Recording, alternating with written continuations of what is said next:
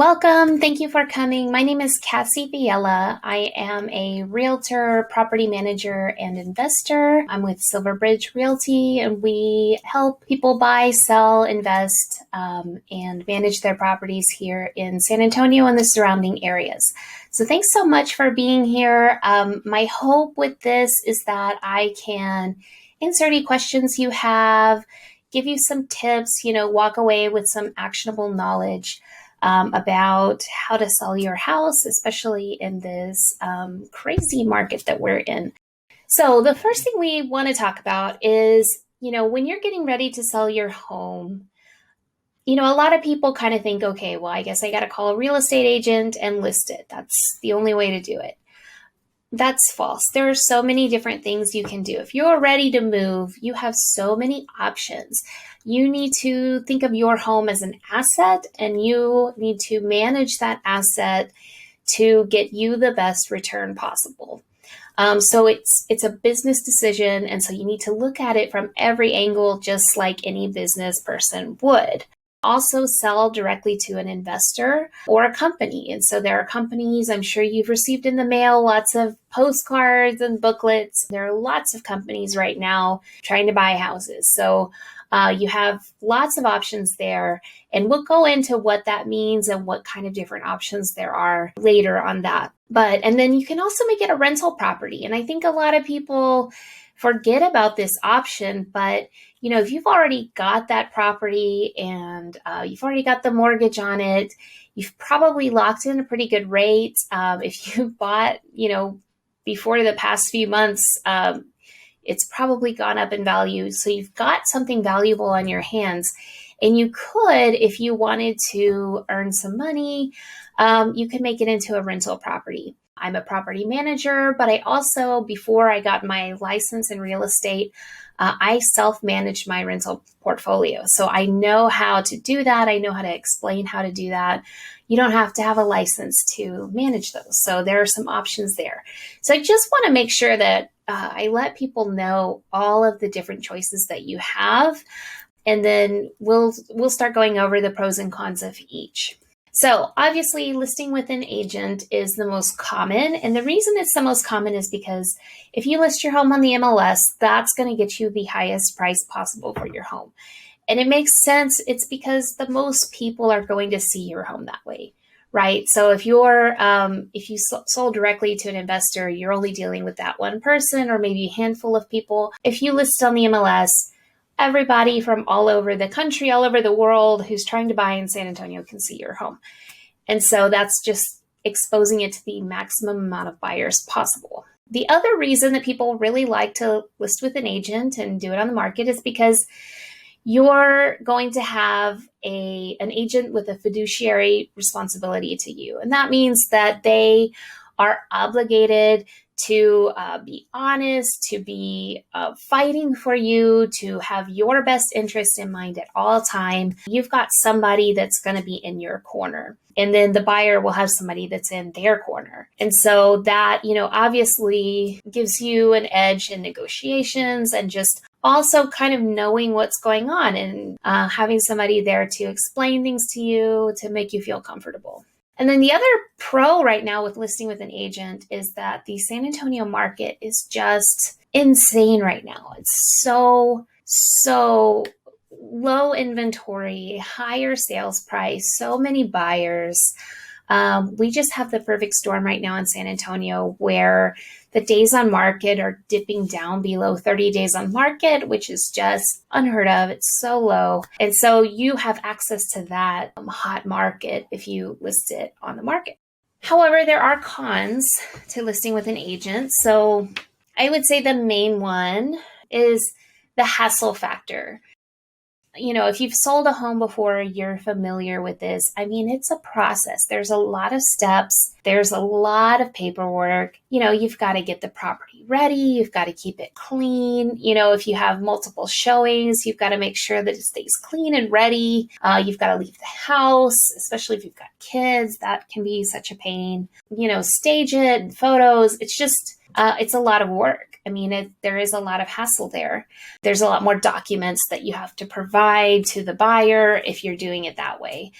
So paperwork and just repairs, maintenance on the home. Another con is the anxiety. And I think this is probably the biggest to most people. This is why selling a house is so stressful.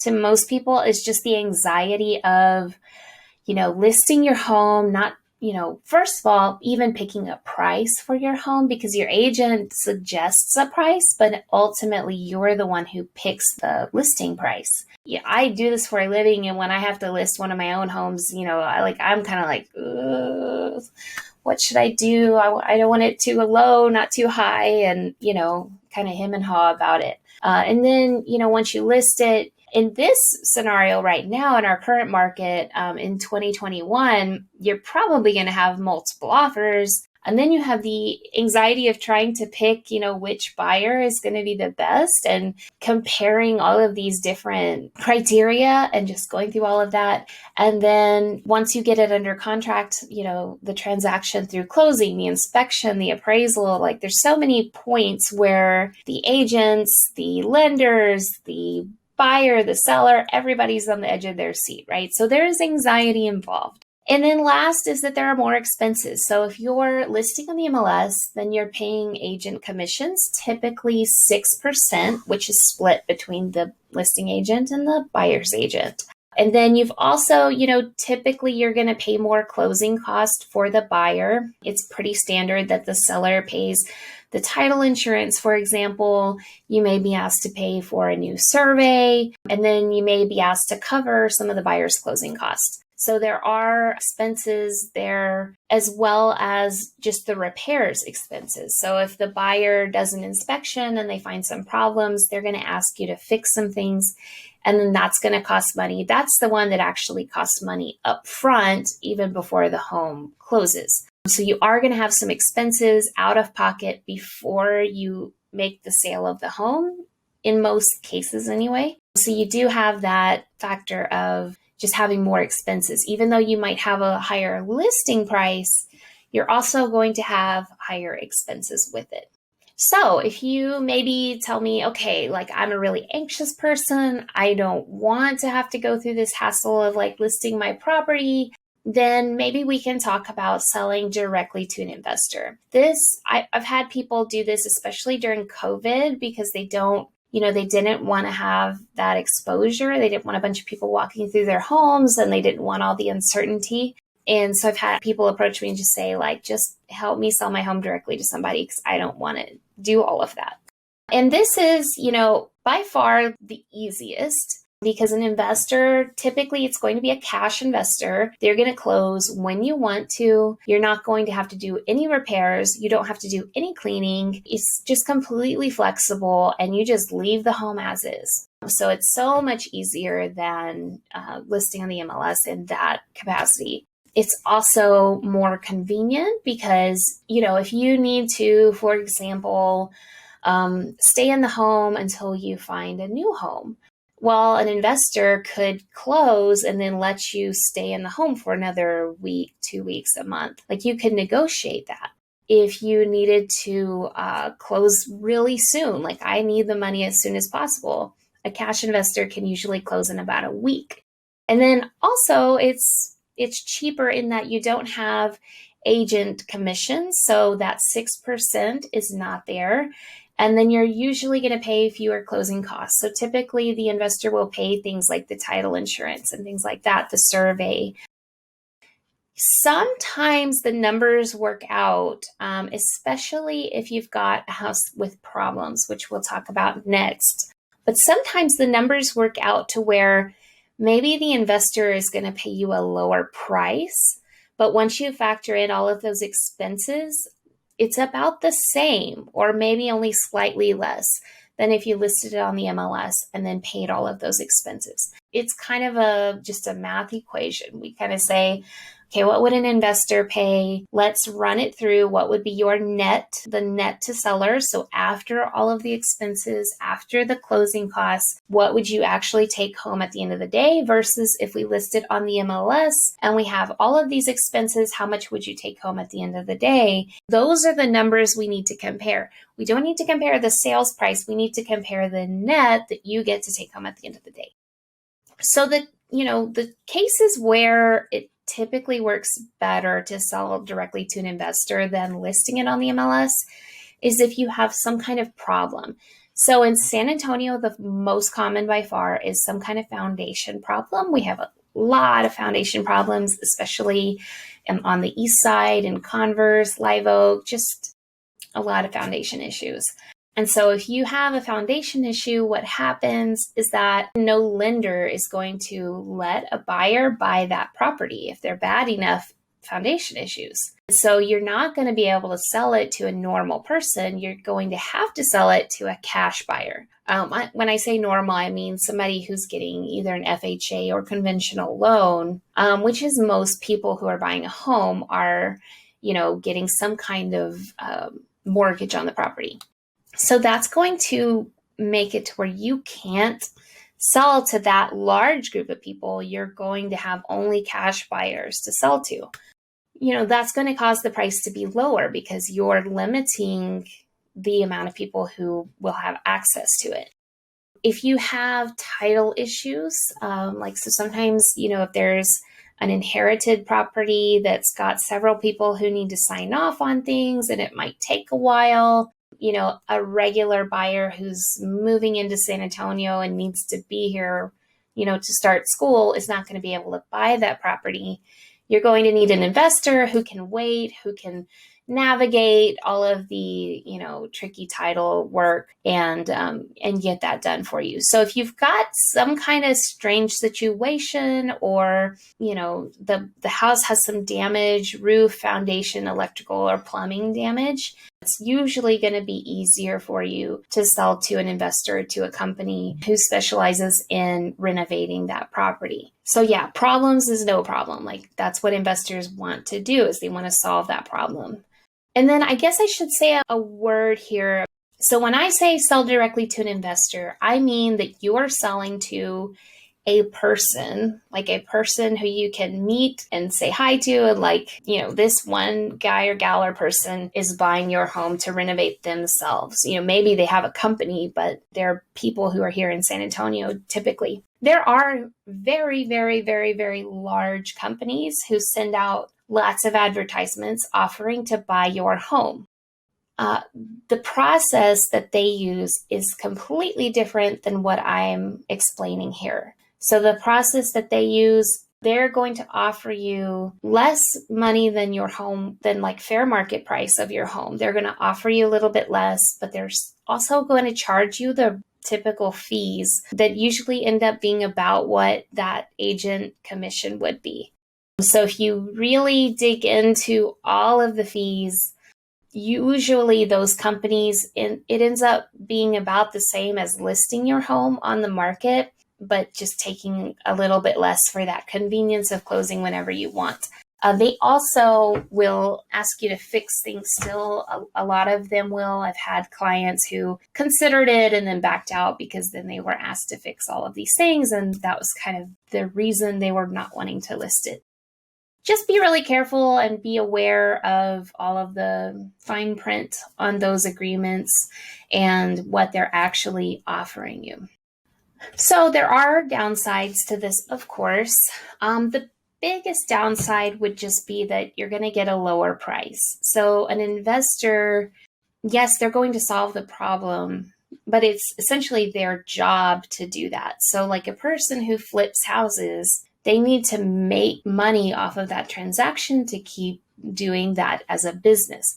So they're not going to pay you absolute full price for your home. Most have a formula that they use that they're going to pay you some percentage of the value of your home after it's repaired minus the repairs. Basically, they're going to offer you less than you would get if you listed it on the MLS in a lot of cases. Now, again, if you've got a property that has issues, then even if you list it on the MLS, you're still only going to be able to sell to investors for the most part. And so at that point, the investors are still only going to offer what makes sense for them to offer. But then you're going to have all of those fees, like the agent commissions and everything, from listing on the MLS. Whereas if you sell directly to an investor, you at least cut out those fees and you end up with a little bit higher net at the end of the day. But that price is still going to be lower. So if you have a home that's in good shape, in most cases, I'm going to recommend listing it on the MLS. A buyer could buy it and a lender could lend on it. You're definitely going to make a lot more money putting it on the MLS. If you look around and you think, okay, this needs a lot of work before somebody would be ready to move in, it's probably going to be more selling directly to an investor. The other downside to it, in this case, like I said, I just introduce you to the investor who will purchase it. I don't represent either party. It's basically just an off-market transaction between two individuals. So it's almost kind of along the lines of if you wanted to sell your property to your daughter, and you guys came up with a price and you just sold it. Neither of you would have representation because everybody kind of has an agreement on what they want to do. That's a good thing in that you don't have to pay the agent commissions. And so you're going to save money, but that also means that you won't necessarily have somebody with that fiduciary responsibility to you. When I have done this in the past for people, I stay there and I kind of help everybody kind of know what's going on. Like, this is the next step. We need to get this to the title company. I mean, I kind of stay there and help just to be of service. I'm just a regular person in that situation. So, that is definitely a downside. So the last option, turning your home into a rental property. So this is a great opportunity, especially right now in San Antonio, because the home prices have gone up a lot and rental prices have gone up a lot. And so if you bought your home more than a year or two ago, chances are that it will rent for significantly more than your mortgage payment. And so we need to look at the numbers and make sure that that's the case. But if that's possible, you can go and get another owner-occupied mortgage. Like if you're wanting to move, you can go get another property. You can move in and keep the one you already have. That is easy to do. I've done it myself multiple times. Lots of my clients have done it. Maybe there's a few more hoops in the mortgage process, but for the most part, it's pretty easy.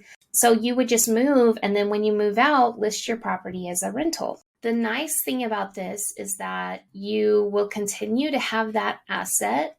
It's going to continue to appreciate. It's going to possibly make you cash flow every month, which would mean what you get in rent minus your expenses. So after you pay off the mortgage and any repairs, you will likely have money left over at the end of the month. So you're actually making an income off of it. And then also, if you have a mortgage on it still, the mortgage is still being paid down. So there's several ways that keeping a property as a rental property can add to your wealth really significantly. And really over time, it's just a really powerful wealth building tool. So I encourage everybody who can to really consider this option because it's such a good opportunity. I guess the downside, so there's all these upsides, right? Like your wealth is going to increase, you're going to have another asset, if you get tax benefits, like all these things, right? The downside, of course, is that then you have to manage tenants, right? And so a lot of people are really nervous about that. So I would say if you're somebody who's super nervous about that and you can't even imagine having to deal with tenants and fixing toilets in the middle of the night and dealing with somebody paying late, if that stresses you out, see if your numbers have enough room in them to hire a property manager. There is still some stress with that because you can still have a loss, you can still have something happen to the roof. You can still have issues and it is still something you do have to worry about. But if you have a property manager, a good property manager taking care of it, then for the most part, it'll feel like it's not even there most of the time. If you can self-manage it. And there are so many tools in this day and age to do that. There are free websites that let you list the property, take applications, accept rent. Like I use the cozy.co. There's lots of resources for you. Biggerpockets.com is a great website. So there's plenty out there. There's plenty of resources. If that's something you're interested in, I have lots of videos on my YouTube channel about it as well. And so if you think that that might work in your situation, we can sit down and just run the numbers. We can determine what the fair market rent would be. We can look at all of that and really evaluate it and see if that's an opportunity for you. Let's talk about the process. So we have all of these options. It might feel overwhelming, like there's lots of choices here. Typically, what I start out with is I start out by pulling the comps for your neighborhood. So the comparable home sales and rentals in your exact specific neighborhood over the past year. And I'll give you all of them from the past year so that you can have an objective picture. Like, here is every home in my neighborhood that has sold over the past year, the good, the bad, and the ugly, right? And so you can kind of get an idea of what your home is worth based on the other homes that have sold. Then we can talk about, usually during a home visit, like we can talk about that first one over the phone. I can look up on the MLS, I can send you data, we can look at historical data and get a pretty good idea of what you're looking at. But then it's pretty imperative that I see the house at some point so that I can, and I'm not an inspector, and in this capacity, I'm not a contractor. But I was a general contractor at one point, so I can go through and I can see if there's any glaring, foundation issues, electrical issues. I can kind of let you know, like, hey, this is a big deal. We probably need to get an inspector to come look at this because I think it's going to cause problems. Or, nope, everything looks great. I think we should list it, So we'll talk about the challenges and features of the home and kind of see which category it would really fall into.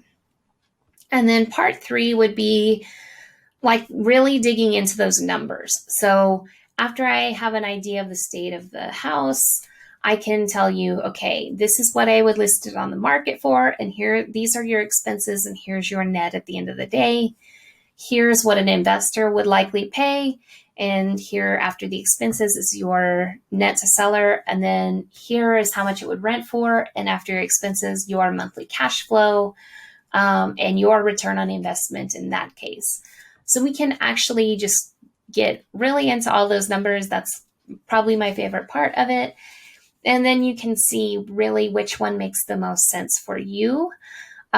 We can also, try one and see how it works out first. I mean, I'm very, very flexible. Basically, I just want to offer as many tools as possible to get your home sold for the maximum profit to you, or maximum ROI if you're able to rent it out. We're also going to talk about non-monetary factors. So if you are moving and you need to move by a certain date and you need the money from this sale to buy the next home, then we're going to look at things a little differently, right? It's not necessarily just about the money at that point. It's about the facilitating this move, or, you know what I mean? If you need to, if there's a situation like a divorce or a death or something, and things need to happen quickly, or things are going to have to go through a process, like all of those factors, just like life factors, are going to come into play. And we're going to talk about all of those and see what works in terms of the money you're going to receive, but also how can we facilitate this transaction to make your life the easiest, basically. And so here are my contact details. If you want to get started, you can email me your address and we can set up a time for me to come by and look at your property. Or if you're not comfortable because of COVID, we can always do initially like a FaceTime or a WhatsApp video. and you can walk around your home and kind of show me the different things you're maybe concerned about. Let's just talk and see what might work, what if we might be a good fit, or maybe if it's the best time to sell or not. Like we can talk about all those different things. I am going to send you a property condition kind of worksheet so that you can go through your home, and maybe if you're not quite ready to, have me over or talk to me or set up an appointment, if you want to just do it yourself, I'm going to send you a worksheet. That way you can go through and, kind of mark down what you might be worried about and start getting your thoughts organized about that.